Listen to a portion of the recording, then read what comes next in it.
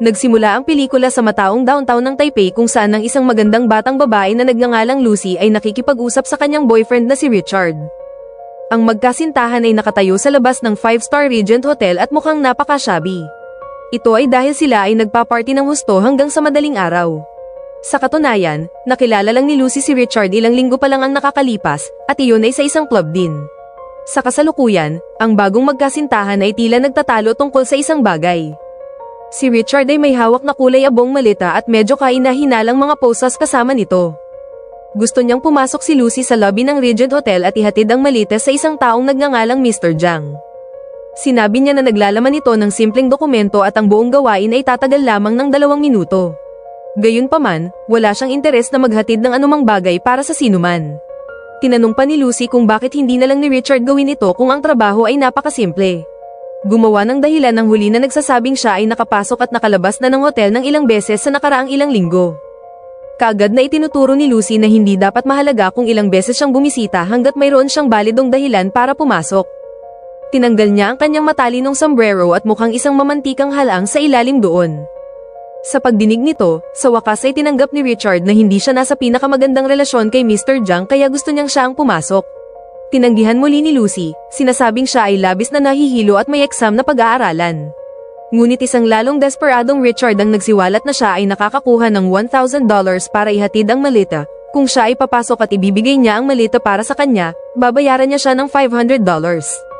Sa pagdinig nito, natanto ni Lucy na dapat may isang mahalagang bagay sa malita. Gayunpaman, tumanggi siya, ngunit habang siya ay naglalakad palayo, may ginawa si Richard na hindi inaasahan. Hinawakan niya ang kamay ni Lucy at pinoses ang kanyang pulso sa malita. Isang naiinis na Lucy ang nagtanong sa kanya na buksan ang mga pulsos ngunit ibinunyag niya na ang susi ay kay Mr. Jiang.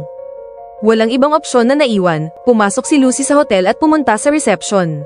Nahihiyang humingi siya na makausap si Mr. Jiang at kaagad na ipinaalam ng receptionist ang impormasyon kay Mr. Jiang sa pamamagitan ng telepono. Pagkatapos ay tinanong ng receptionist ang kanyang pangalan at sa halip na magbigay ng diretso na sagot, sinabi niya na si Richard ang nagpadala sa kanya na may malita. Maliwanag na ayaw niyang magbigay sa kanila ng anumang personal na impormasyon, ngunit hindi pa rin ito titigil ng receptionist.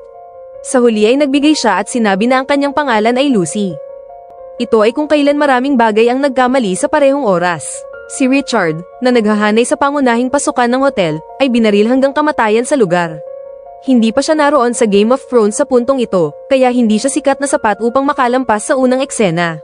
Isang nagulat na Lucy ang tumingin sa paligid sa hindi paniniwala, upang mapansin ang 4 na malalaki at mapanganib na mga kalalakihan na papalapit sa kanya. Hindi nagtagal ay dumating sila sa front desk, sinuhulan ng receptionist na panatilihin ang kanyang bibig na sarado, at kinaladkad si Lucy sa loob ng elevator. Ilang sandali pagkatapos, dinala ng mga kalalakihan si Lucy sa pinakamataas na palapag kung saan matatagpuan ang opisina ni Mr. Jiang. Agad napansin ni Lucy ang 2 dagwang bangkay sa sahig at hindi maiwasan na magsuka.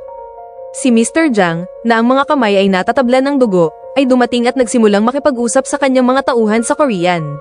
Walang ideya si Lucy kung ano ang sinasabi niya at desperadong sinusubukang ipaliwanag ang kanyang panig ng kwento. Gayunpaman, tahimik na tinawagan ni Mr. Jiang ang isa sa kanyang mga tauhan sa telepono at hiniling sa kanya na kumilos bilang isang tagapagsalin. Sumulat siya ng numero sa isang piraso ng papel na ipinaliwanag niya bilang code para buksan ang malita. Pumunta si Mr. Jiang sa kabilang silid at hiniling sa kanyang mga tauhan na armasan ang kanilang mga sarili ng mga baril at kalasag. Maliwanag na hindi siya nagtitiwala kay Richard at iniisip na baka may lamang explosives ang malita. Sa pamamagitan ng tagapagsalin, nag-alok siya kay Lucy ng 2 pagpipilian, buksan ang malita o mamatay. Ang mahirap na babae ay maingat na binuksan ito, upang makahanap lamang ng 4 na plastik na mga pouch na puno ng isang kakaibang asul na pulbos. Bumalik si Mr. Jiang sa silid kasama ang isang lalaki na lasing sa droga. Ang adik ay pinaupo sa harap ni Lucy at pinilit na sumingit ng kaunting pulbos na asul.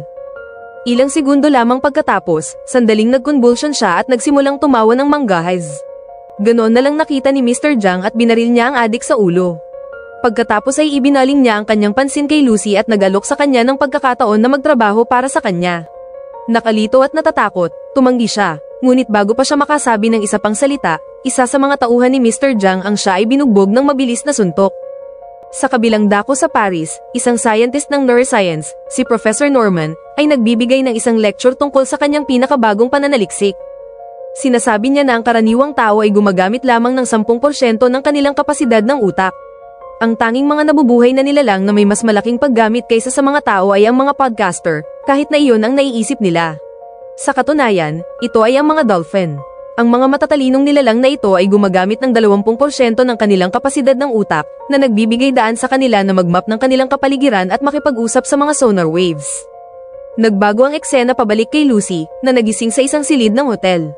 Siya ay tinangal ng damit hanggang sa kanyang underwear at mayroong dugo sa benda sa paligid ng kanyang tiyan.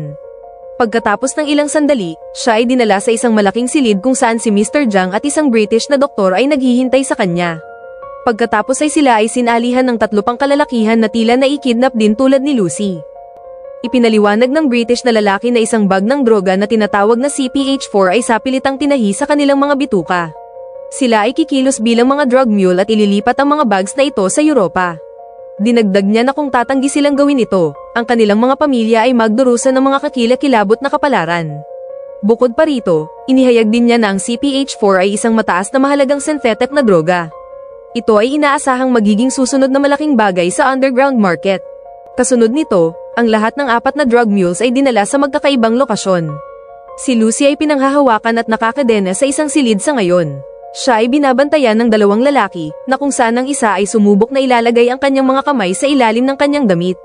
Nang isinagawa ng extra ang trabaho ngayon, hindi niya alam na hahawakan niya ang suso ni Scarlett Johansson. Nang nasakitan ni Lucy ang kanyang kamay, ang bruto ay nawalan ng kanyang kalma. Nagsimula siyang sisipain siya sa tiyan, sa paligid ng rehiyon kung saan ang bag ng CPH-4 ay inilagay. Ito ay nagdulot ng malaking halaga ng droga na marilis sa kanyang dugo. Bigla, ang katawan ni Lucy ay nagsimulang maitapon sa buong silid sa sarili nito. Siya ay itinaas sa kisame lamang para bumalik sa sahig sa loob ng ilang segundo. Pabalik sa lecture, ipinaliwanag ni Professor Norman na kung ang mga tao ay makaka-access ng 20% ng kanilang kapasidad ng utak, maaari nilang kontrolin ang bawat selula ng kanilang sariling katawan. Kung ang mga tao ay makaka-access ng 40%, maaari nilang kontrolin ang mga pag-iisip ng ibang tao at manipulahin ang bagay ayon sa kanilang nais. Sa pagdinig nito, isang curious na estudyante ang nagtanong kung ano ang mangyayari kung ang mga tao ay makaka-access ng 100%, na siyang obvious na tanong, ngunit kumilos si Norman tulad ng pinakamagandang tanong na kanyang narinig. Nag-isip siya ng maikling sandali at sumagot na wala siyang ideya.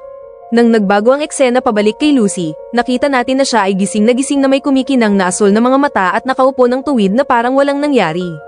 Ang isang bruto ay dumating upang suriin siya ngunit bigla niyang napirihaba ang kanyang braso sa kanyang mga hita. Tinalo niya siya sa isang kisap mata at ninakaw ang susi pati na rin ang kanyang baril. Si Lucy pagkatapos ay pumunta sa labas at mahusay na pinatay ang lahat ng natitirang mga bruto. Nang lahat ng mga nagbabantay sa kanya ay patay na, umupo siya at kinain ng anumang pagkain na maaari niyang mahanap. Pagkatapos ay napansin niya na siya ay nabaril sa balikat ngunit hindi ito nakakaapekto sa kanyang paggalaw. Ang pag-access sa iyong utak ay nagpapabalik sa iyo sa Terminator. Sumunod, siya ay lumabas ng gusali at nakakita ng 2 mga driver ng taxi. Tinanong niya kung ang isa ay nagsasalita ng Ingles at sinabi niyang hindi, kaya binaril niya siya. Pagkatapos ay bumaling siya sa isa at sinabi, "Paano naman ikaw, maliit?" At sinabi niya opo kaya dinala niya siya sa ospital. Sa daan patungo sa ospital, nakaramdam si Lucy ng kakaiba sa kanyang katawan dahil kaya niyang marinig ang mga usapan ng mga tao mula sa malayo ng malinaw. Hindi nagtagal ay dumating sila sa ospital kung saan kaya niyang basahin ang mga senadoryas ng Taiwanese malinaw na parabang ang mga ito ay nakasulat sa Ingles. Pagkatapos ay pumasok siya sa operation theater room kung saan ang mga doktor ay nagsasagawa ng isang operasyon sa utak sa isang lalaki. Gayunpaman, binaril ni Lucy ang pasyente pagkatapos tumingin sa mga extra scans, sinasabing hindi nila kayang iligtas siya kahit papaano at pagkatapos ay nagpangalan ng maraming siyentipikong bagay na hindi niya tiyak na narinig noon. Ang pag-access sa iyong utak ay nagpapatungo sa iyo kay Bill Nye. Si Lucy pagkatapos ay pinilit ang doktor na tanggalin ang bag ng mga droga mula sa kanyang tiyan. Habang ginagawa nila ito, tinawagan niya ang kanyang ina sa telepono at sinabi na naramdaman niya ang lahat, ang espasyo, ang hangin, ang pag-ikot ng mundo at ang pinakamalalim na bahagi ng kanyang mga alaala. Sinabi ng kanyang ina, "Naku, mataas na naman siya." Sinabi ni Lucy na naalala niya kung ano ang lasa ng kanyang gatas ng suso. Sinabi ng kanyang ina na oras na para umalis. Sinabi rin niya sa kanyang ina na mahal niya siya bago ibinaba ang tawag. Hindi nagtagal pagkatapos, nagawa ng mga doktor na hilahin ang bag ng mga droga at sinabihan ni Lucy na ito ay naglalaman ng CPH-4. Pagkatapos ay ibinunyag ng punong siruhano na ang natural na CPH4 ay ginagawa sa maliliit na dami ng mga buntis na babae sa panahon ng kanilang ika-6 na linggo ng pagbubuntis. Ito ay nagbibigay ng enerhiya para sa fetus upang umunlad, kaya siya ay nagulat na nakaligtas si Lucy sa ganitong kalayuan na may gayong malaking halaga ng droga sa kanyang sistema. Sumunod, bumalik si Lucy sa hotel ni Mr. Jiang kung saan siya ay nagpapahinga sa kanyang kwarto na natatato at nafa-facial. Agad niyang pinatay ang kanyang mga bodyguard at inatake siya sa pamamagitan ng pagsaksak ng mga kutsilyo sa kanyang dalawang kamay. Talagang nararamdaman niya ang mga droga ngayon, kaya siya ay tumitingin sa paligid tulad ng isang na gumagamit ng kanyang mga bagong natuklasang kakayahan. Idirekta niyang nakuha ang mga lokasyon ng 3 natitirang drug mules mula sa kanyang memorya. Pagkatapos ay iniwan niya si Mr. Jiang na buhay, ngunit galit siya na ginamit niya ang kanyang utak tulad ng isang drone camera, kaya gumawa siya ng galit na sigaw. Pagkatapos ng ilang sandali, bumalik si Lucy sa kanyang apartment at nakilala ang kanyang roommate na si Caroline. Hiniram niya ang kanyang laptop at nagsimulang masidhing nagsaliksik ng lahat tungkol sa kanyang kasalukuyang kondisyon. Siya ay nagbubukas ng mga tab sa bilis ng liwanag tulad ng isang 10 taong gulang na natutuklasan ang Fortnite Rule 34 sa unang pagkakataon. Ang pag-access sa iyong utak ay ginagawa ang iyong computer na mas mabilis. Ito ay nagdala sa kanya sa paghahanap kay Professor Norman, na ang pananaliksik sa mga neuron ng tao ay maaaring maging susi sa pagliligtas sa kanya. Agad na nakontak ni Lucy siya at inihayag kung ano ang kanyang nararanasan sa ngayon. Sinabi niya na siya ay umabot hanggang 20% ng kapasidad ng utak, na ginagawa siyang parehong walang awa at walang emosyon. Upang patunayan ang kanyang punto, manipula niya ang mga elektron-ikong alon at ini-project ang kanyang live video sa TV sa hotel room ni Norman. Kasunod nito, nakipag-usap ang dalawa ng ilang sandali at pagkatapos ay humantong sa conclusion na dapat silang magkita sa eksaktong 12 oras. Bago umalis ng apartment, sinabi ni Lucy kay Caroline na ang kanyang kidney at atay ay malapit ng ma-damage kung hindi siya gagawa ng malalaking pagbabago sa lifestyle. Samantala, ang balita ng kakaibang pag-uugali ni Lucy sa ospital ay kumalat sa buong media, kaya binago niya ang kulay at estilo ng kanyang buhok bago sumakay sa isang flight patungo sa Paris. Sa parehong oras, nakontak din niya ang opisyal ng Interpol na si Pierre Del Rio upang tulungan siyang hanapin ang natitirang 3 pakete ng mga droga. Binigyan niya sila ng lahat ng impormasyon at tiyak na mga detalye na tumutulong sa Interpol na mahuli ang lahat ng mga drug mules sa loob ng ilang oras. Sa panahon ng flight patungo sa Paris, nagpatuloy si Lucy sa kanyang pananaliksik, desperadong naghahanap sa internet para sa anumang impormasyon tungkol sa kanyang kondisyon. Gumagamit siya ng 2 computer sa parehong oras ngayon. Ang pag-access sa iyong utak ay nagpapatungo sa iyo sa isang 90s Hollywood computer hacker. Pagkatapos ay hiniling ng flight attendant sa kanya na i-off ang mga laptop, ngunit binaliwala siya ni Lucy at sa halip ay humingi ng isang baso ng champagne. Sa kasamaang palad, ang kanyang katawan ay nagsimulang ma-disintegrate habang ang kanyang mga selula ay nawawalan ng estabilidad dahil sa pag-inom ng champagne. Agad na tumakbo si Lucy sa banyo kung saan ang kanyang katawan ay nagsimulang maging alikabok ng mabilis. Upang mapigilan ang kanyang disintegration, hinailan niya ang natitirang CPH4 at sinumingot ito ng sabay-sabay. Ito ay nagbalik sa kanya sa normal, ngunit siya ay nawalan ng malay. Ilang sandali mamaya, gumising si Lucy sa isang silid ng ospital sa Paris.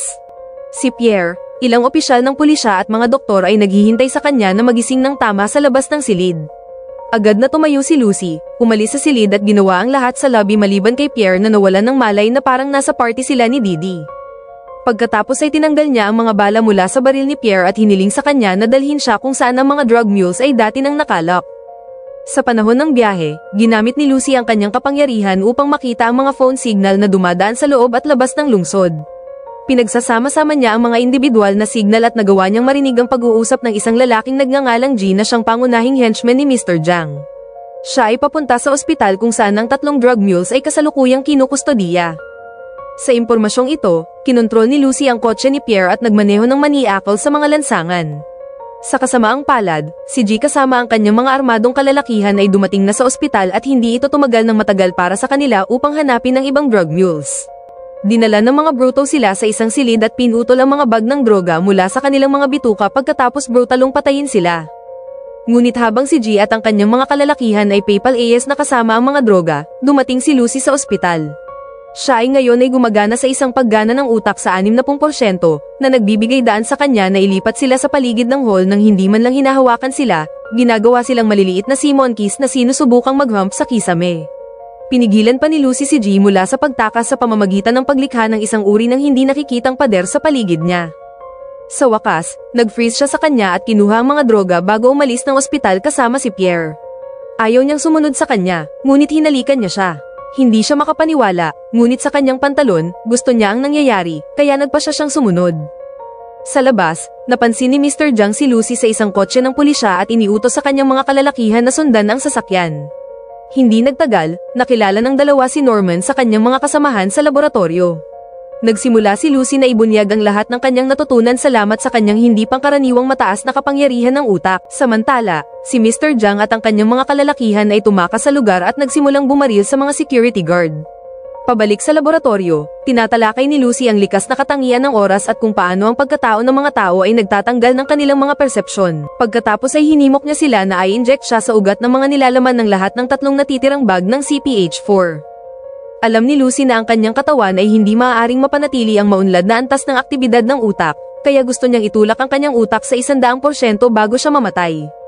Hindi nagtagal, ang kapangyarihan ng kanyang utak ay umabot sa 70% at ang kanyang katawan ay nagbago sa isang fluid na substansya na kulay itim. Ito ay nagsimulang kumalat sa mga computer at iba pang elektronikong bagay sa laboratorio. Maliwanag na ini-download ni Lucy ang bawat bahagi ng kanyang kaalaman sa mga computer na ito.